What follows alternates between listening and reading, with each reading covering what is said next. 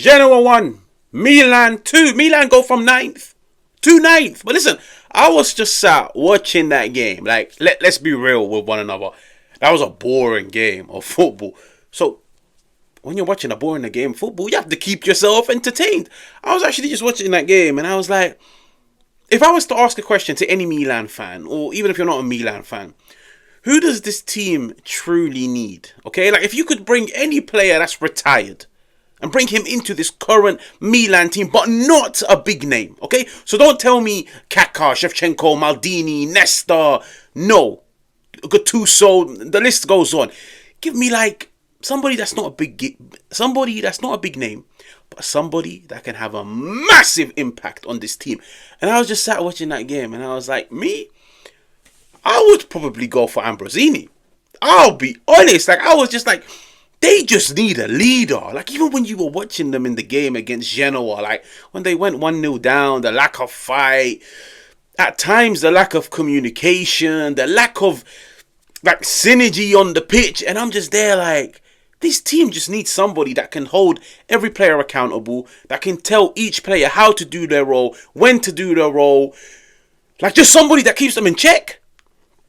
But yeah, I actually wanted to start it off with like a question. I'm actually curious to see who everybody says, because you might say a defender, you might say a midfielder, you might say like an underrated striker.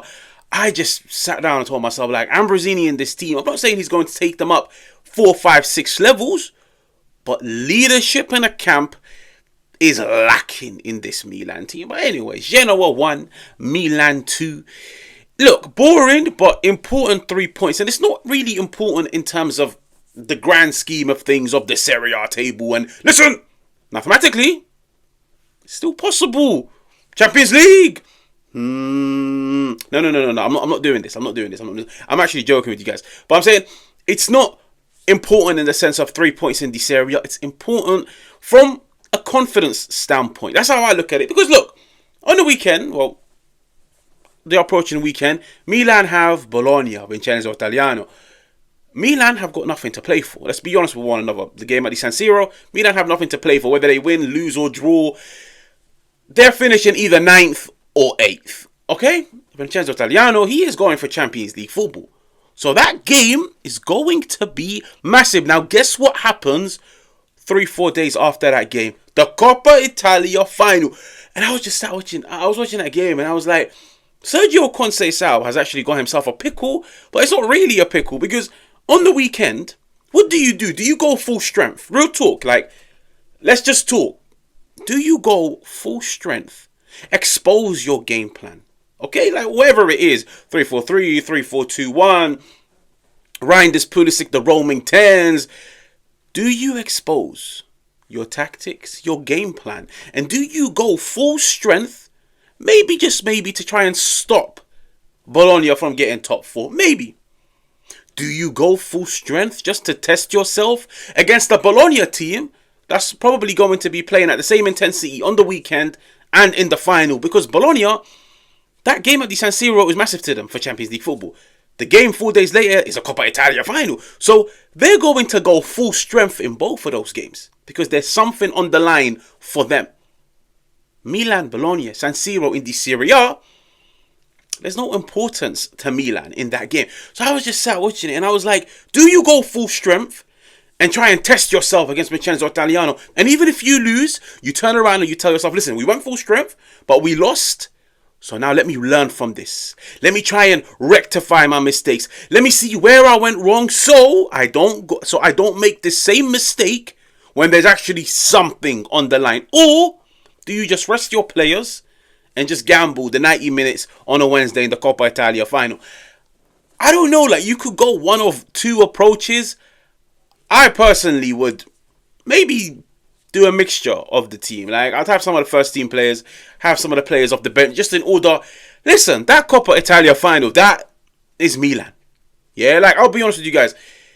Everybody looks at football differently, but for Milan to turn around and say we have had one of our worst seasons as a club, from the internal issues, from the chopping and changing of the managers, from the managers struggling to get something out of this team, from the best players not being in the team and this and that. Like, you know, the season has flown by. Just the other day, I remember Theo Hernandez, Rafa Leao, having that bottle of water, that drink of water on the side, and not going to Paolo Fonseca. The Coppa Italia is massive for Milan. It's massive. Because I'll be honest with you guys, to turn around and say, listen, we finished 9th, shocking campaign, embarrassing defeat and elimination in the Champions League, but we walk out of it with 2 domestic cups. Yes, some might say Milan, in the past, they never really cared about the domestic cups. They cared about the Champions League, about the Serie A. But in the present time, they're not what they once were. So to win 2 domestic cups whilst finishing 9th, listen, it could be worse. Okay, let's just say it could be worse. So that game is massive. Me personally, I would probably rest some players. And then that game, I'm asking everybody to go out 100%. But anyways, it's a Genoa 1, Milan 2 review.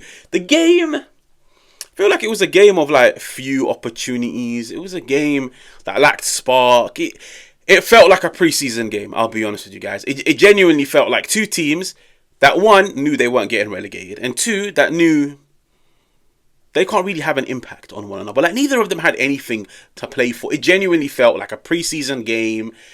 And the problem is, sometimes preseason games can be like, they can be fun. This one was just poor. Like, Milan go 1-0 down. Mike Maignan made a good save earlier on in the first half. Pulisic had an amazing opportunity, which, yes, on another day, he probably should have passed. But most players shoot in that area. He missed. Rafa Leao comes on for Yusuf Fofana. And yeah, Milan in the second half, let's just say, fortunate with both goals. But it's Rafa Leao. I'll be real. It's Rafa Leao's team, and we're all just witnessing it. Like, even when he comes off the bench, they look like they're going to score. He scores a goal. Yes, he's fortunate. It's deflected, but you have to be there. You have to be there in the first place. You have to get that shot on target in the first place. Then the second goal, he gets the ball. He feeds it into Joao Felix. Then it's an own goal. Rafa Leao. Listen, Rafa Leao, I think any of his teammates, Sérgio Conceição, Cardinale, Ibrahimovic, he is the guy that you need to sit down and tell him, listen, I don't care what you do against Bologna in this area. The game against what's wrong with me? The game against Bologna in the Coppa Italia, that's where we need you. We don't care what's happened throughout the season. That is the game.